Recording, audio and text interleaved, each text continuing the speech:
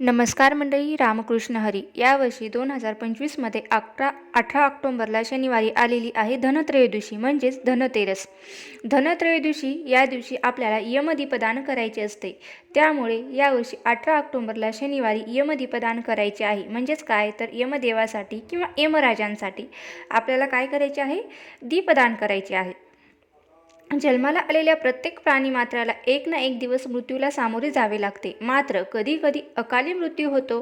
असं अकाली मृत्यू होऊ नये यासाठी यमदीपदान केले जाते.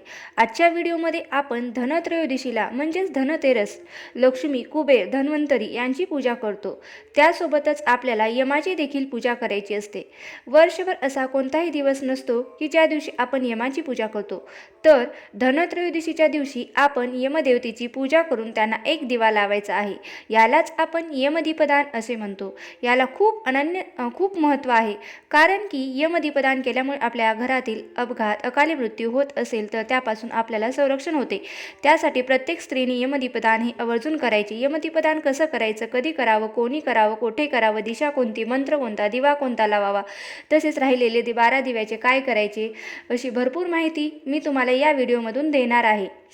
त्यासाठी तुम्ही हा व्हिडिओ शेवटपर्यंत नक्की पहा आणि माझ्या चॅनलवर नवीन असाल तर माझ्या चॅनलला सबस्क्राईब करा आणि हा व्हिडिओ तुम्ही शेवटपर्यंत पहा. चला बघा, आता मी पूर्ण माहिती या व्हिडिओमधून देणार आहे, तर तुम्ही हा व्हिडिओ पहा. बघा, एखाद्याचा अपघाती मृत्यू होतो म्हणजेच ॲक्सिडेंटमधून मृत्यू होतो किंवा अचानक मृत्यू होतो. म्हणजे काय तर आजारपण नसताना किंवा ज्यांना साप चावण्याने वगैरे मृत्यू होतो. तर असा मृत्यू जर एखाद्या घरामध्ये होत असेल किंवा आपल्या घरामध्ये अचानक असा मृत्यू होऊ नये यासाठी या दिवशी यमदीपदान केले जाते.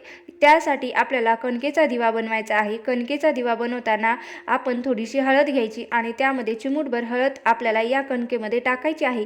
मीठ या कणकेमध्ये आपल्याला अजिबात टाकायचे नाही. फक्त हळद टाकून आपल्याला ही कणिक जी आहे ती मळायची आहे. कणिक मळताना जास्त पाणी घालू नये. घट्टसर असा त्याचा गोळा बनवायचा आणि म्हणजे जेव्हा आपण दिवा बनवू तेव्हा त्याची योग्य रीतीने दिवा बनवला जाईल. आणि कणिक जर पातळ झाली तर दिवा होणार नाही, तर तो योग्यरित्या बनणार नाही. दिवा तुम्हाला उचलता येणार नाही. त्यामुळे आपण जी कणिक बनवली आहे त्यात थोडेसे पाणी घालून ती कणिक मळून घ्यायची.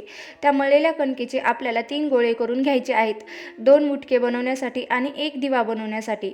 बघा, खूप जास्त मोठा आणि खूप जास्त छोटा असाही दिवा नाही करायचा. मध्यम आकाराचा करून घ्यायचा आणि जेणेकरून तो 2 ते 3 तास चालेल. बघा, आता त्याचबरोबर आपल्याला असे 2 मुटके करून घ्यायचे आहेत आणि म्हणजे दिवा पण करायचा आणि त्यासोबत 2 मुटके तयार करून घ्यायचे आहेत त्याच पिठाचे. आता बघा, हा यमाचा दिवा तयार झाल्यावर त्याची पूजा कशी करायची ते पाहू. बघा, हा दिवा तुम्ही कोणत्याही पानावर लावू शकता. म्हणजेच पिंपळाचे किंवा नागवेलीचे पान किंवा एखादी प्लॅस्टिकची प्लेट किंवा एखादीची पेपर असेल त्याच्यावरही तुम्ही तो दिवा लावू शकतात.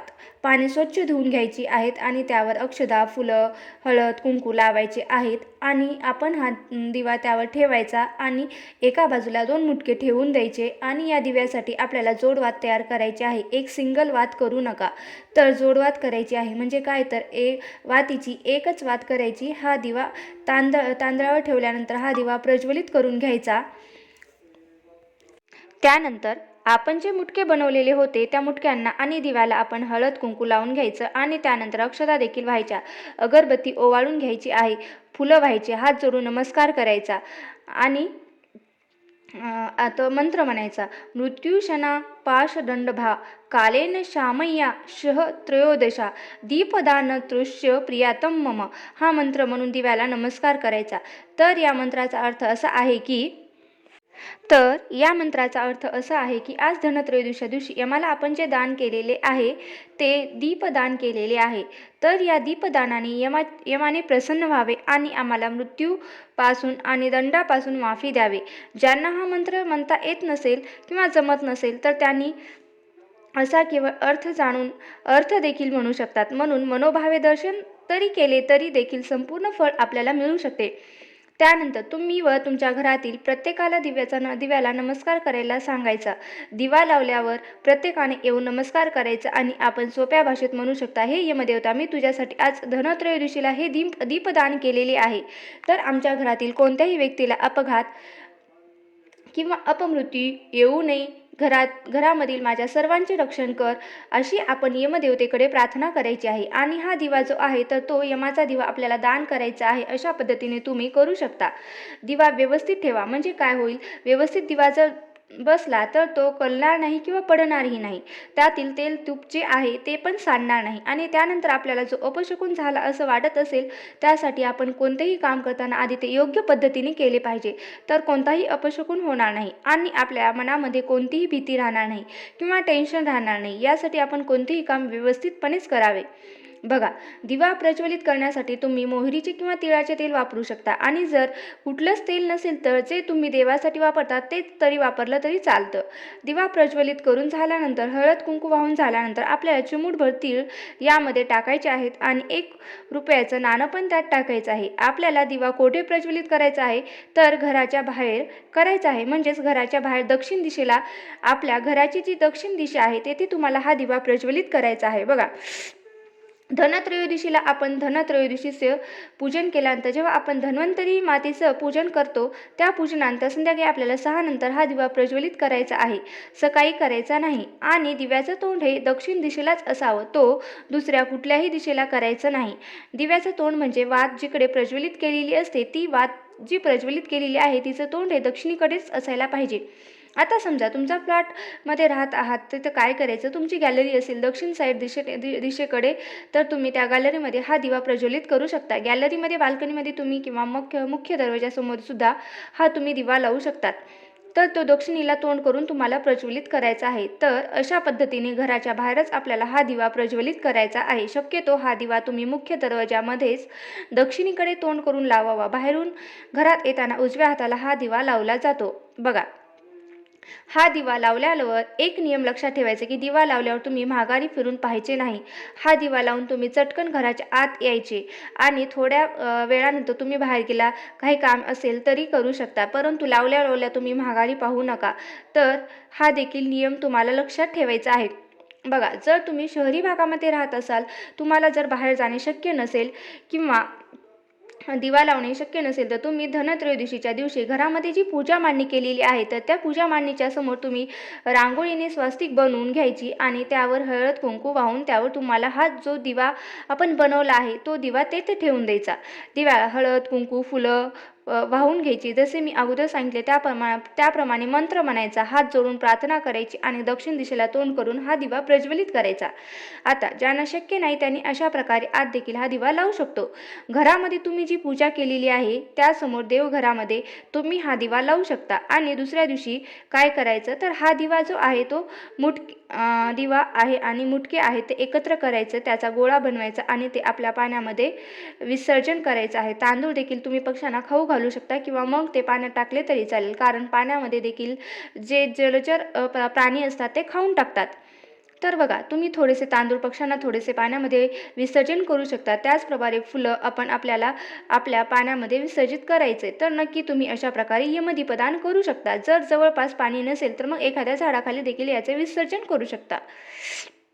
आता धनत्रयोदशी हा शनिवारी 18 ऑक्टोबर या तारखेला आलेली आहे. तर या दिवशी तुम्हाला संध्याकाळी 6 ते 8 या वेळेमध्ये यमदीपदान करायचे आहे. म्हणजे संध्याकाळी 3 सांजेच्या वेळेला आपल्याला यमदीपदान करायचे आहे. पण धनत्रयोदशीची पूजा झाल्यानंतर यमदीपदान करावे. या दिवशी 13 दिवे देखील लावण्याची प्रथा आहे. 13 कणकेचे दिवे देखील या दिवशी बनवले जातात किंवा मातीचे दिवे लावले सुद्धा तरी चालतात. 13 दिव्यांसाठी मुटके बनवण्याची गरज नाही. फक्त एक मोठ्या आकाराचा कणकेचा दिवा आणि सोबत 2 मुटके असतील तरी चालतील. एक दिवा आपल्याला यमदीपदानासाठी घ्यायचा आहे आणि बाकीचे दिवे तुम्ही मातीच्या पंत्या घेतल्या तरी चालतील. आता सर्वात महत्त्वाचं म्हणजे धनतेरस किंवा धनत्रयोदशीला 13 दिवे लावण्याचे महत्त्व. ते कोठे लावावे ते आपण या व्हिडिओमध्ये जाणून घेणार आहोत. शास्त्र काय सांगतं की देहामध्ये 13 प्रकारचे सूक्ष्म वायू असतात आणि त्यामुळे आपल्याला जो देह आहे तो देह सजीव असतो. त्यासाठी 13 दिवे यांच्या स्वरूपामध्ये आपण यमदीपदान केल्यामुळे 13 वायूंच्या वरती मृत्यूचे जे सावट असते तर ते नष्ट होत असते. आपल्याला अकाली मृत्यू होण्यापासून आपले संरक्षण होते.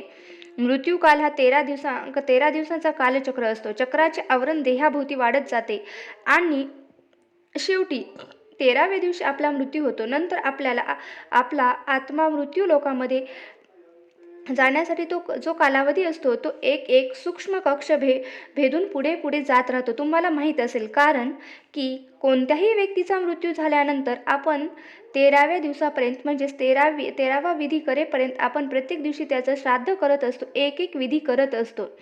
तसेच यमदीपदान करण्यामागे देखील कारण म्हणजे 13 दिवसात मृत्यूचे आवरण आपल्या देहावरती वाढत जाते. ते पूर्ण होण्यासाठी तर त्यासाठी धनत्रयोदशीला आपल्याला यमदीपदान हे करायचे आहे. त्यासाठी 13 दिवे लावले जातात. तुम्ही यातील एक दिवा यमदीपदान म्हणून लावायचा आहे, यमासाठी लावायचा आहे. 13 दिवसाची महत्त्व बघा. त्यानंतर तुम्ही 13 मातीचे किंवा 13 कणकेचे दिवेही लावू शकतात. तर हे दिवे घराच्या समोर आपण धनत्रयोदशीच्या दिवशी लावतो. तर त्यावेळेस तुम्ही 13चा हिशोब ठेवू शकता. 13 दिवे तुम्ही घराच्या बाहेर ठेवू शकता. तर 13 दिवे बाहेर ठेवले तरी देखील यमदेव प्रसन्न होतात आणि आपल्या घरामध्ये कोणाचाही अकाली मृत्यू होत नाही. त्यासाठी 13 दिवसांचं देखील महत्त्व आहे. 13 ही संख्या खूप महत्त्वाची आहे. त्यासाठी तुम्ही 13 दिवे घराच्या बाहेर लावू शकता. धनत्रयोदशी किंवा धनतेरस म्हणजेच 13व्या तिथीला आहे हा सण साजरा करतो. त्यासाठी 13 दिवे लावण्याचे अनन्यसाधारण महत्त्व आहे, जेणेकरून आपल्या घरात जे धनधान्य समृद्धी आहे त्यात 13 पटीने वाढ होत असते असं देखील सांगितलं जातं. त्यामुळे 13 दिवे लावले जातात. पण हे जे आपण 13 दिवे लावणार आहोत, तर त्यातील पहिला दिवा आपण आपल्या देवघरासमोर लावायचा आहे. दुसरा दिवा जी आहे आपण पूजा मांडली आहे तेथे तुम्ही बाजूला ठेवायचा आहे आणि तिसरा दिवा पण तेथेच ठेवायचा आहे. चौथा दिवा आपल्या किचनमध्ये लावायचा आणि 5वा दिवा तुळशीसमोर लावायचा. 6वा आणि 7वा दिवा आपल्या दोन्ही उंबरठ्यांच्या बाजूला चौकटीच्या दोन्ही बाजूला लावायचा आहे. 8वा दिवा आपल्याला बाथरूमच्या समोर तुम्ही लावू शकता. 9वा दिवा आपल्या घरातील हॉलमध्ये लावायचा आहे. 9वा आणि 10वा बघा. 11, 12, 13 हे जे दिवे आहे ते तुम्ही घराच्या अंगणामध्ये लावू शकता किंवा 13 दिवे तुम्ही तुमच्या अंगणामध्ये स्वास्तिक करून सुद्धा तुम्ही लावू शकता.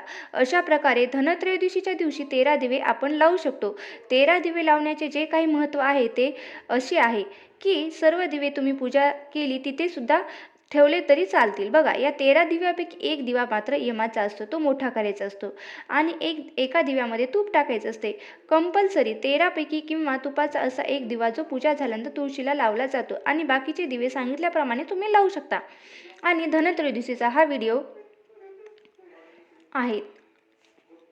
अशा प्रकारे तुम्ही धनत्रयोदशीच्या दिवशी यमदीपदान करू शकता. तर अशा पद्धतीने आपण यमदीपदान करायचे आहे. तुम्हाला शक्य झाले तर तुम्ही हे सगळे नियम पाळून दीपदान नक्की करावे, त्याचे फळ तुम्हाला नक्की मिळेल. यासोबतच 13 दिवे कसे लावायचे, कोठे लावायचे याची देखील मी माहिती तुम्हाला सांगितली आहे. तर तुम्हाला हा व्हिडिओ आवडला असेल तर नक्की लाईक करा, शेअर करा, चॅनलला सबस्क्राईब करायला विसरू नका आणि व्हिडिओ शेवटपर्यंत पाहिल्याबद्दल मी तुमचे मनापासून आभारी आहे. श्री स्वामी समर्थ. जय जय स्वामी समर्थ.